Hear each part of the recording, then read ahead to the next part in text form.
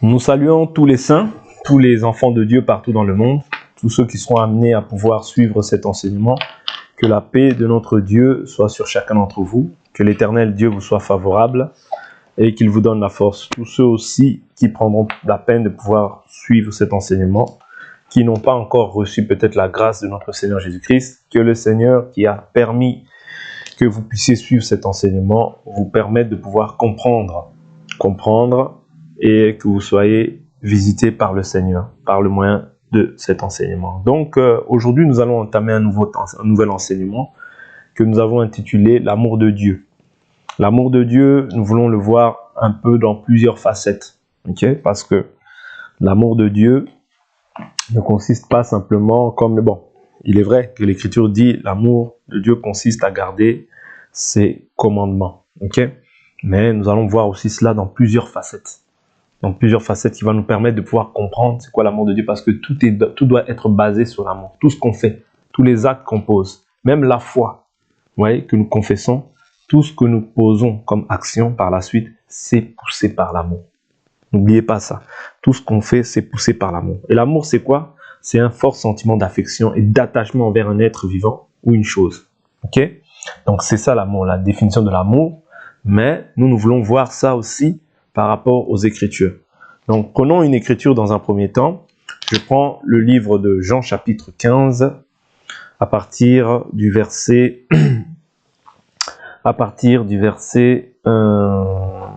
Jean chapitre 15...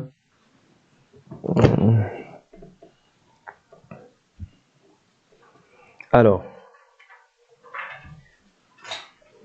Jean chapitre 15, je prends à partir du verset 1, il y a beaucoup plus d'éléments. Okay? Il dit, « Moi je suis le vrai cep, et mon père est le vigneron. Tout sarment qui est en moi, et qui ne porte pas de fruit, il le retranche. Et tout sarment qui porte du fruit, il l'émonde, afin qu'il porte encore plus de fruits. Déjà vous êtes émondés à cause de la parole que je vous ai annoncée. Demeurez en moi, comme moi en vous, de même que le sarment ne peut lui-même porter du fruit, s'il ne demeure sur le cep, de même vous non plus, si vous ne demeurez en moi. Moi je suis le cep, vous les sarments, celui qui demeure en moi comme moi en lui porte beaucoup de fruits, car sans moi vous ne pouvez rien faire. Okay? N'oublions pas que Jésus c'est l'amour par excellence. Mais nous continuons. Nous allons essayer d'argumenter par la suite. Si quelqu'un ne demeure pas en moi, il est jeté dehors, comme le sarment. Et il sèche, puis l'on ramasse les sarments, on les jette au feu et ils brûlent. Si vous demeurez en moi et que mes paroles demeurent en vous, demandez tout ce que vous voudrez et cela vous sera accordé. Mon Père est glorifié en ceci, que vous portiez beaucoup de fruits et vous serez mes disciples. Comme le Père m'a aimé, moi aussi je vous ai aimé. Vous voyez? Là, il fait la mention de l'amour. Il dit, comme le Père m'a aimé, moi aussi je vous ai aimé. Donc, Christ nous aime parce que Christ nous a aimés parce que le Père l'a aimé. Et quand nous demeurons en Christ, nous demeurons dans l'amour du Père. Est-ce que vous comprenez? Quand Dieu a aimé Jésus, quand nous maintenant nous demeurons en Jésus, nous demeurons dans l'amour de Dieu. Christ nous aime parce que nous demeurons aussi dans l'amour de Dieu. Vous comprenez? Je ne sais pas si je me fais comprendre. Je reprends. Dieu a aimé Jésus. Dieu a déversé son amour en Jésus. Jésus a déversé son amour en nous. Maintenant, nous, quand nous demeurons en Jésus, Jésus nous aime. Mais Dieu aussi nous aime. Pourquoi? Parce que nous demeurons dans l'amour de Dieu. Vous comprenez? Donc, directement, Dieu a les regards maintenant sur nous. Mais lorsque nous ne sommes pas encore en Jésus, n'oubliez pas, j'ai dit, l'amour, c'est un sentiment d'affection. Vous voyez? C'est un sentiment d'affection. C'est-à-dire que l'affection de Dieu, voilà pourquoi quand Jésus a été baptisé, il a dit, le Saint-Esprit a dit, celui-ci est mon fils unique en qui j'ai mis toute mon affection. Vous voyez? C'est-à-dire l'affection, autrement dit l'amour. Mais nous continuons ici, il dit quoi? Il dit, comme le Père m'a aimé, moi aussi je vous ai aimé. Demeurez dans mon amour. Si vous gardez mes commandements, vous demeurerez dans mon amour. Ouais. Si vous gardez mes commandements, vous demeurerez dans mon amour. Comme j'ai gardé les commandements de mon Père, que je demeure dans son amour, je vous ai parlé ainsi, afin que ma joie soit en vous et que votre joie soit complète. Voici mon commandement, aimez-vous les uns les autres, comme je vous ai aimé. Il n'y a pour personne de plus grand amour que de donner sa vie pour ses amis. Vous êtes mes amis si vous faites ce que je vous commande. Je ne vous appelle plus serviteur parce que le serviteur ne sait pas ce que son maître fait son maître. Je vous ai appelé ami parce que tout ce que j'ai appris de mon Père, je vous l'ai fait connaître. Ouais, donc tout ce que Jésus a appris du Père, il nous l'a fait connaître. Donc l'amour consiste à dire les choses. L'amour consiste à garder la parole de Dieu. La foi que nous confessons, nous avons reçu gratuitement. Ouais, mais tous les actes que nous posons au quotidien, c'est poussé aussi par l'amour de Dieu. Vous comprenez? C'est poussé par l'amour de Dieu. C'est l'amour de Dieu qui te permet de garder ses commandements, de méditer sa parole. Tout ça, en fait, c'est un acte d'amour. C'est-à-dire qu'en faisant ça, tu prouves à suffisance que tu aimes Dieu. Tu prouves à suffisance que l'amour de Dieu est encore en toi. Ouais, donc c'est-à-dire parce que la Bible nous dit la foi sans les œuvres est une foi morte. Ouais, autrement dit, l'amour sans aussi les œuvres est un amour qui n'est pas valable. Ouais, voilà pourquoi l'Écriture nous dit dans Romains chapitre 5, Dieu en ceci prouve son amour. Alors que nous étions encore païens, Christ est mort pour nous. Vous voyez, ça c'est Romains chapitre 5, verset 8. C'est-à-dire que l'amour, il ne l'a pas dit simplement de la bouche, mais il l'a manifesté. Comment? En s'offrant pour toi et pour moi. Vous voyez, en s'offrant pour toi et pour moi. Maintenant, allons rapidement dans le livre de 1 Corinthiens, chapitre 13. 1 Corinthiens, chapitre 13, va nous aider. L'Écriture nous dit quoi? Quand je parlerai les langues, verset 1, des hommes et des anges, si je n'ai pas l'amour, je suis du bronze qui résonne ou une cymbale qui retentit. Quand je parlerai la langue des anges et des hommes, ça on l'a déjà vu.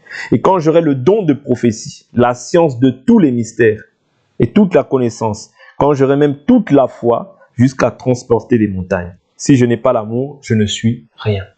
Ça veut dire que la motivation de tout un chacun d'entre nous, le fondement, la fondation de tout croyant, ok, doit être l'amour. Parce que tout ce que nous faisons, ouais, toutes les motivations que nous avons, toutes les intentions que nous avons, doivent être centrées d'abord sur l'amour. Est-ce que vous comprenez?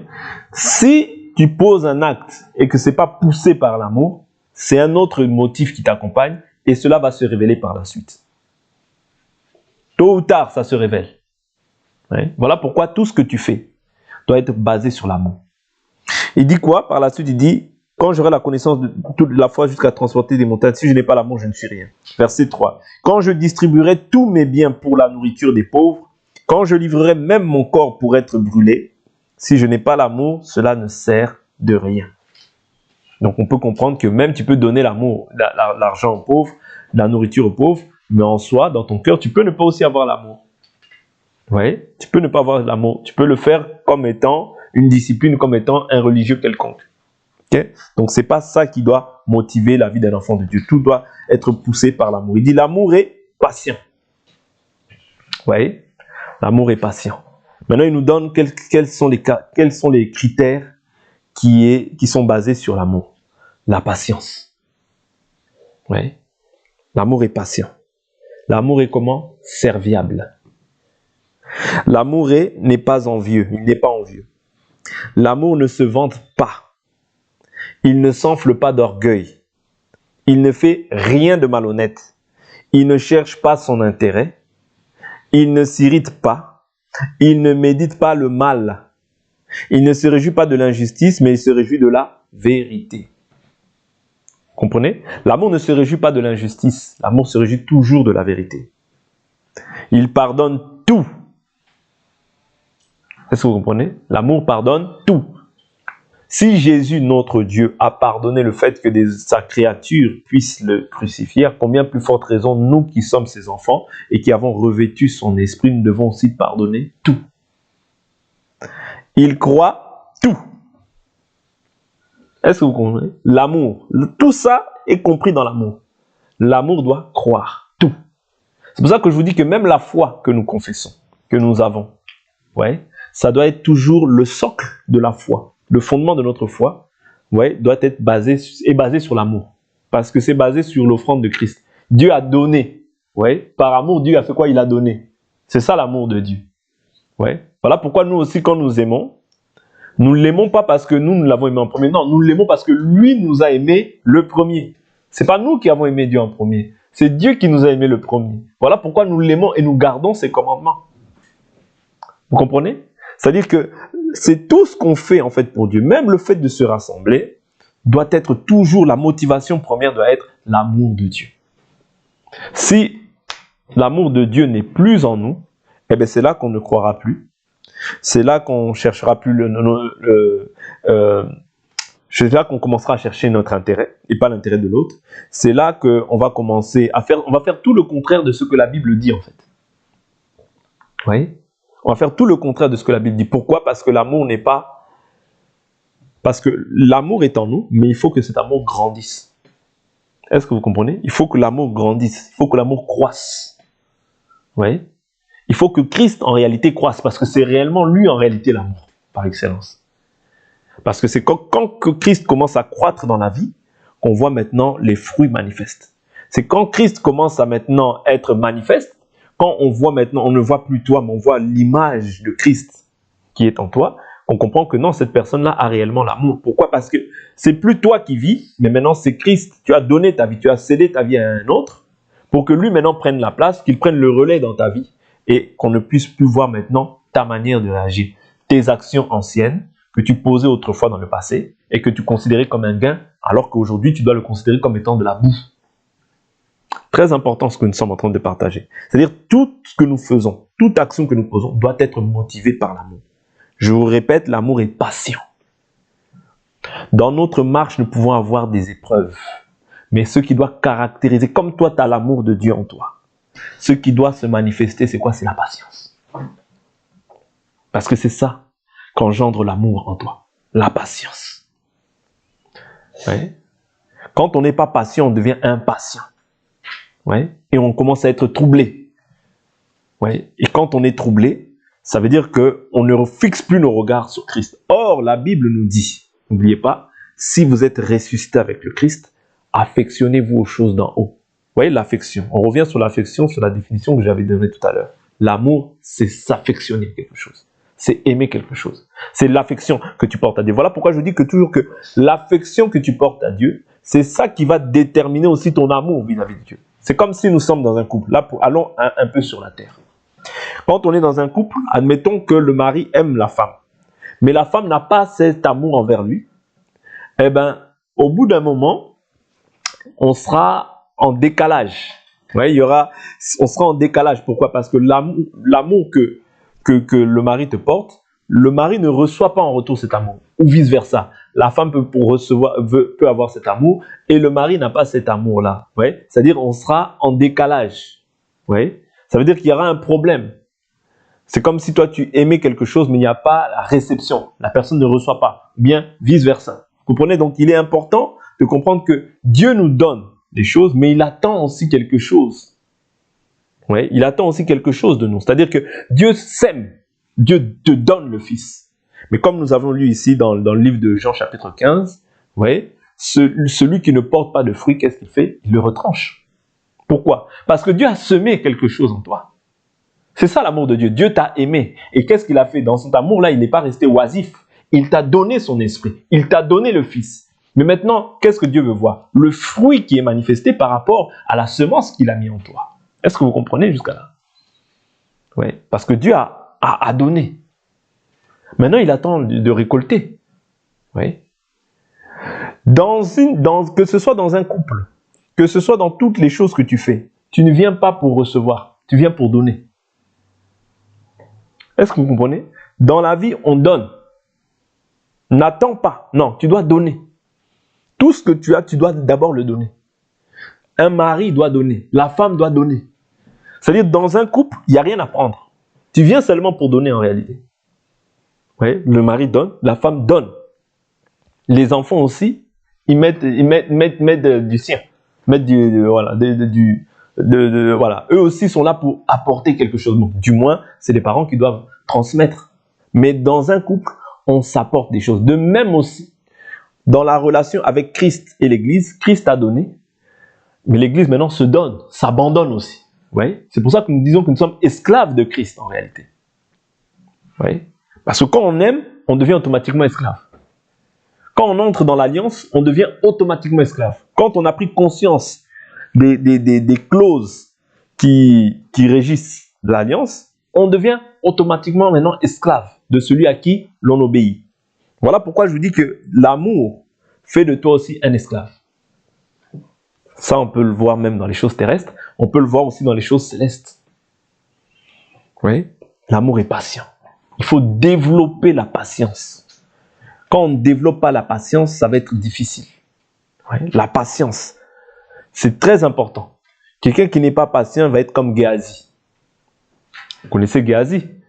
Lorsque Naaman, qui avait la lèpre, est venu auprès d'Élisée et qu'il a demandé à Élisée voilà, qu'il lui ôte sa lèpre, Élisée l'a envoyé dans le Jourdain pour lui dire « Va te laver 7 fois ». Ouais. Au début, il ne voulait pas, mais après, ses serviteurs l'ont interpellé, il est parti. Il a donné des présents à Élisée. Élisée a refusé, mais Géasi l'a poursuivi. Ouais, pour lui dire « Oui, mon maître, voilà, on a reçu des gens, voilà, il voudrait les présents. » Mais, comme Dieu ne sommeille ni ne dort, par la parole de connaissance, Élisée l'avait vu. Ouais. Et quand il revient, il lui dit « Ce n'était pas l'heure pour toi de récupérer les choses. » Donc la lèpre qui était à Naaman va s'attacher à toi. Vous voyez, le manque de patience entraîne toujours le péché. Quand tu n'es pas patient, parce que la lèpre est symbolisée aussi comme le péché. On est d'accord? Est symbolisée aussi comme le péché. Donc le manque de patience va toujours, si on développe ça, si on cultive ça, ça va entraîner le péché. Mais si on fait abstraction de ça, Dieu tôt ou tard, la Bible nous dit plusieurs malheurs atteignent le juste, mais de tous l'Éternel l'en délivre. Vous voyez? Tu peux patienter, avoir des choses qui n'arrivent pas dans ta vie, mais tôt ou tard, la Bible nous dit, si tu dis à cette montagne, ôte-toi de là, cela se fera. C'est-à-dire, ça peut être instantané, ça peut être dans le futur. Parce que la montagne, elle peut s'enlever le jour même, comme elle peut prendre du temps à s'enlever. Mais néanmoins, Dieu te garantit que la chose se fera. Mais maintenant, il faut développer, pendant ce temps de difficulté, développe la patience. Parce que si tu ne développes pas la patience, tu vas être impatient en toi-même et ça va produire autre chose. Ça ne va plus produire la foi, mais ça va produire en fait la tristesse, le chagrin. Tu vas regarder à la réalité au lieu de regarder à la vérité qui est la parole. Vous voyez, parce qu'en réalité, il faut que la parole du Christ habite en nous dans toute sa richesse. Pourquoi la parole? Parce que la parole, c'est une arme. Voilà pourquoi la Bible nous dit, prenez toutes les armes de Dieu afin de tenir ferme dans les mauvais jours. Le bouclier de la foi. Oui, le bouclier de la foi. C'est-à-dire la foi, c'est un bouclier. Oui, c'est un bouclier face à tous les traits enflammés du malin. Oui, prenez le casque du salut. Prenez l'épée de l'esprit, qui est la parole de Dieu. Oui, l'épée de l'esprit, c'est la parole de Dieu. C'est-à-dire que quand tu aimes Dieu, tu t'armes de ces choses-là. C'est comme ça aussi que tu demeures dans l'amour de Dieu. Parce que Dieu sait que du fait que tu as reçu le Saint-Esprit, le monde entier est sous la puissance du malin, l'esprit qui est agissant dans ce monde va combattre aussi ta personne. De même, ce qui est chair combat la chair. Mais toi, tu es esprit, tu combats les esprits. Tu ne peux pas combattre contre la chair. Pourquoi? Parce que toi, tu as saisi l'amour de Dieu. Ouais. Jésus a dit, ils m'ont persécuté parce qu'ils n'étaient pas des nôtres. Ouais, ils n'étaient pas des nôtres. Si j'étais des leurs, ils ont aimé ce qui est à lui. Il a dit, la lumière est venue dans le monde ne l'a pas aimé parce qu'il révèle en eux ses œuvres qui sont mauvaises. Ça, c'est Jean chapitre 3. Vous voyez? Il révèle que ses œuvres sont mauvaises. Mais si j'étais de leurs, ils aimeront ce qui est à lui. C'est-à-dire que toi, il faut que tu comprennes que quand tu es dans l'amour de Dieu, quand tu demeures dans l'amour de Dieu, le monde te haïra. Pourquoi? Parce qu'eux, ils n'ont pas reçu l'amour de Dieu en eux. Mais si tu réagis charnellement, tu vas t'en prendre à la chair comme eux le font. Non, toi tu dois t'en prendre aux esprits. Parce que nous, notre combat n'est pas avec la chair et le sang. C'est ça, demeurer aussi dans l'amour de Dieu. C'est croire tout ce que Dieu a dit. Croire que tout ce que Dieu a dit est vrai et que tout ce que les hommes disent, c'est du mensonge. Voilà pourquoi la Bible nous dit que l'amour croit tout. Il espère tout. C'est-à-dire que dans l'amour, il y a l'espérance. Dans l'amour, il y a la croyance ou bien la foi que nous confessons. Tout ça est inclus dans l'amour. Mais si tu sors de l'amour, tu vas commencer à nourrir, à cultiver, à développer des pensées humaines et charnelles. Or, il faut toujours te rappeler les promesses de Dieu. Voilà pourquoi je chante souvent la chanson « Compte les bienfaits de Dieu, mets-les tous devant tes yeux. Tu verras en adorant combien le nombre en est grand. » Tu dois toujours te remémorer les bienfaits de Dieu dans ta vie. Ces fois où tu étais peut-être à l'hôpital, ces fois où tu as peut-être passé par un trait de la mort, mais Dieu t'a gardé. Ouais. Tout ça, ça te donne, ça ravive encore la flamme du don de l'Esprit en toi. Tout ça, ça ranime la foi. Tous les moments de difficulté, ce n'est pas en vain. Dieu nous fait toujours passer par des moments difficiles, des fois, pour que par la suite, tu puisses lui rendre gloire. Souvenez-vous, je prends une écriture qui me vient à l'esprit. Lorsque les 10 lépreux ont été guéris, les 10 ont été guéris, mais il n'y a eu qu'une seule personne qui est venue rendre gloire à l'Éternel. Mais pourtant, les 10 étaient guéris. Mais qu'est-ce que Jésus dit? Jésus dit quoi? Oh, les 10 n'ont-ils pas été guéris? N'y a-t-il qu'une seule personne qui soit venue? Et celui-là, c'est un étranger, pour rendre gloire à Dieu. C'est-à-dire que Dieu, quand il te fait du bien, il attend aussi de toi que tu puisses lui rendre des actions de grâce. Et les bienfaits de Dieu, ne le voit pas simplement comme le problème que tu traverses. Non. Le simple fait d'être en vie, le simple fait d'être en Christ, c'est un bienfait énorme que tous n'ont pas reçu à la surface de la terre. Le simple fait d'être enfant de Dieu, le simple fait que Dieu te donne la vie, le mouvement et l'être, le simple fait que Dieu te donne la nourriture et le vêtement, un toit et la paix, c'est un sujet d'action de grâce pour toi. Oui. N'attends pas des grandes choses pour glorifier Dieu, parce que l'Écriture nous dit que celui qui est fidèle dans les petites choses l'est aussi dans ce qui est important. Quand Dieu te donne 1 euro, que tu es fidèle avec Dieu dans les 1 euro, quand Dieu t'accordera aussi 1000 euros, tu seras aussi fidèle avec Dieu dans les 1000 euros.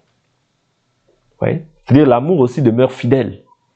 Parce que la fidélité, notre fidélité, la fidélité que nous confessons doit être éprouvée.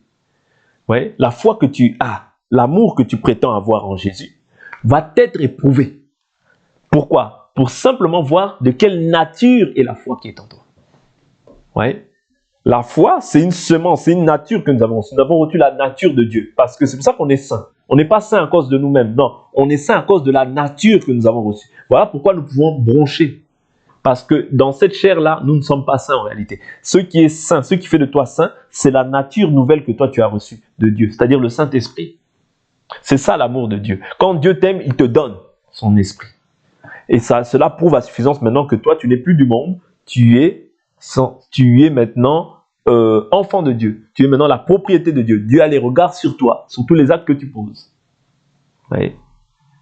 Sur tous les actes que tu poses. Voilà pourquoi je dis que il faut que nous puissions développer ces caractéristiques-là. La patience, être serviable, ne pas être envieux. Surtout dans la génération dans laquelle nous sommes. L'envie du monde. C'est-à-dire être comme les gens de ce monde. Il ne faut pas que nous développions ça. Parce que l'amour qui est en toi t'interdit d'être envieux. Parce que la Bible nous dit,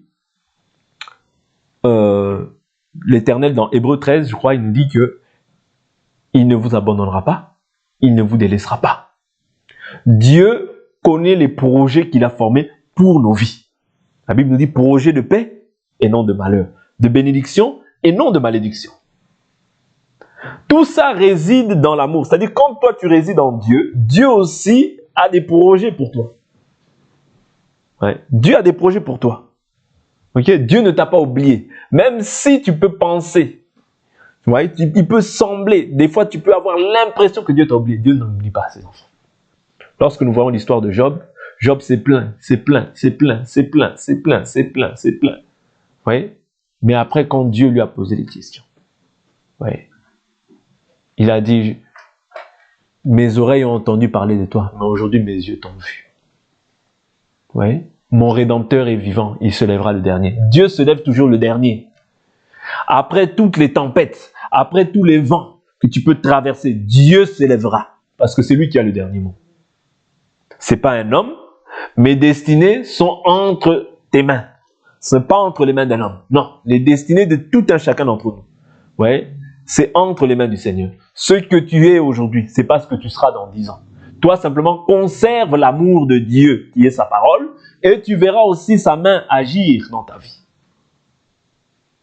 Parce que la Bible nous dit, j'ai réservé une porte que nul ne peut fermer ni ouvrir. Personne. C'est-à-dire, si Dieu ferme, personne ne peut ouvrir. Si Dieu ouvre, personne ne peut fermer. Vous comprenez? Mais tout ça réside en quoi? Dans le fait que tu aimes Dieu. Aimer Dieu consiste à garder ses commandements. Ouais. Aimer Dieu consiste à garder ses commandements. Ces commandements ne sont pas pénibles. Ces commandements ne sont pas pénibles. Ouais. Ces commandements ne sont pas pénibles. Je vais prendre une écriture qui va nous aider. Je prends Psaume chapitre 19, verset 8. La loi de l'Éternel est parfaite. Elle restaure l'âme. Le témoignage de l'Éternel est véritable. Il rend sage l'ignorant. Les ordonnances de l'Éternel sont droites. Elles réjouissent le cœur. Les ordonnances de l'Éternel sont droites. Elles font quoi? Elles réjouissent le cœur. Oui. Les commandements de l'Éternel sont purs. Il éclaire les yeux. La crainte de l'Éternel est pure. Elle subsiste à toujours. Tu ne peux pas avoir la crainte de l'Éternel aujourd'hui. Demain, tu n'as jamais eu la crainte de Dieu. Et demain, tu t'éloignes. Tu n'as jamais eu la crainte de Dieu. Parce que l'Écriture est claire. Même un insensé ne pourra pas quitter cette voie. Même un insensé, il ne peut pas quitter cette voie. Je prends une écriture. Psaume. Laissons un doigt dans 1 Corinthiens. Allons dans Psaume. Dans Ésaïe. Veuillez m'excuser. Ésaïe. Je crois que c'est Ésaïe 34, quelque chose comme ça. Quelqu'un ne peut pas avoir l'amour en lui et demain, quand je dis l'amour, Christ en lui, et demain se retrouver dans les lieux des Noirs, église des... Non. Jusqu'à la fin, il meurt comme ça. C'était un méchant. Il n'a jamais eu la crainte de l'Éternel. Parce que quand tu as la crainte de l'Éternel, là, la Bible est claire. Ouais, elle subsiste à toujours. Ok? Tu peux avoir des moments de difficulté, des moments où tu chancelles, mais perdre la crainte de Dieu, non. C'est pas préservé pour les saints. C'est pas possible. Ouais. Je prends une écriture. Ésaïe, chapitre 35. Verset 8. Il y aura là un chemin frayé, une voie qu'on appellera la voie sainte. Ésaïe 35, verset 8. Je reprends. Il y aura là un chemin frayé, une voie qu'on appellera la voie sainte. Nul impur n'y passera. Elle sera pour eux seuls. Ceux qui la suivront même les insensés ne pourront s'égarer. Oui. Et là, il n'y aura pas de lion, nulle bête féroce ne la prendra, nul ne s'y rencontrera. Et là marcheront désaffranchis. Et ainsi que ceux que l'Éternel a libérés retourneront, ils arriveront dans Sion avec des chants de triomphe et une joie éternelle couronnera leur tête. Vous voyez? Donc ici, on nous parle des animaux féroces. Quand on parle des animaux féroces, on voit aussi les païens. Vous voyez? L'homme animal. On voit aussi les païens, les animaux. C'est-à-dire qu'eux ne peuvent pas entrer dans cette voie-là. Ok? C'est réservé aux saints. Nul. La Bible nous dit quoi?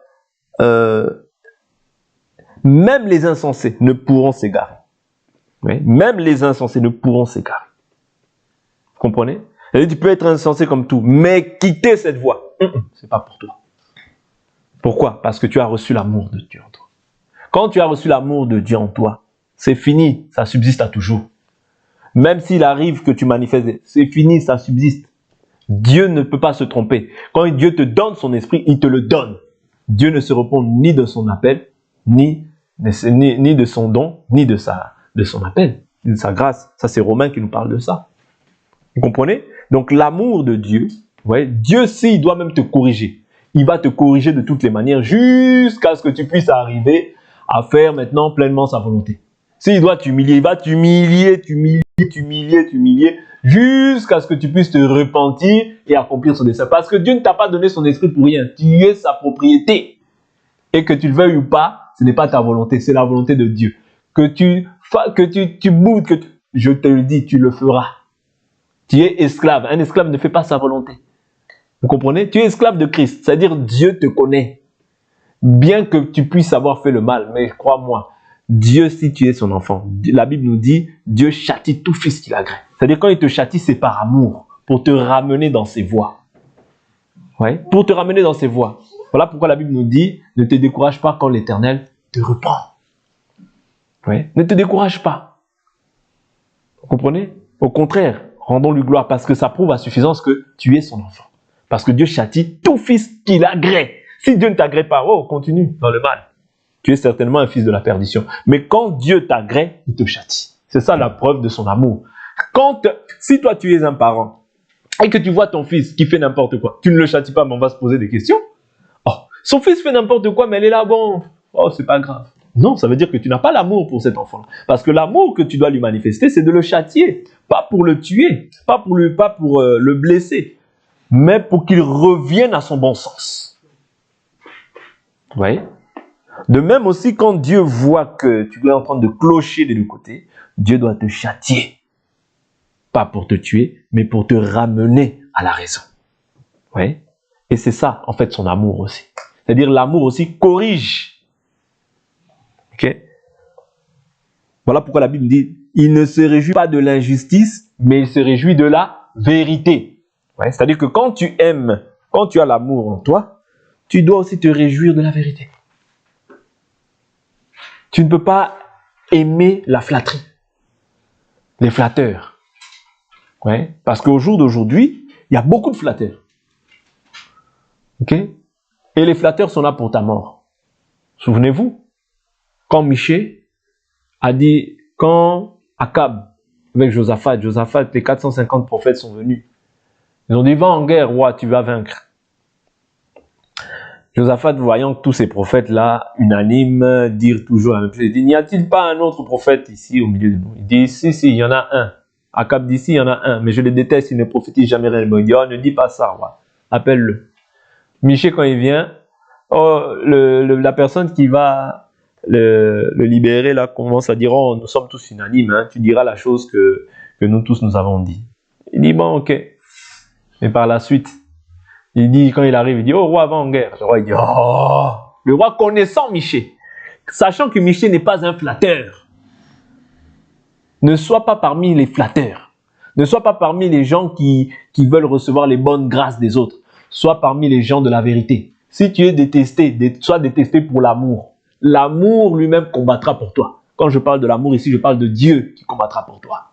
Sois détesté par l'amour véritable qui n'est autre que l'éternel Dieu, Jésus-Christ de Nazareth.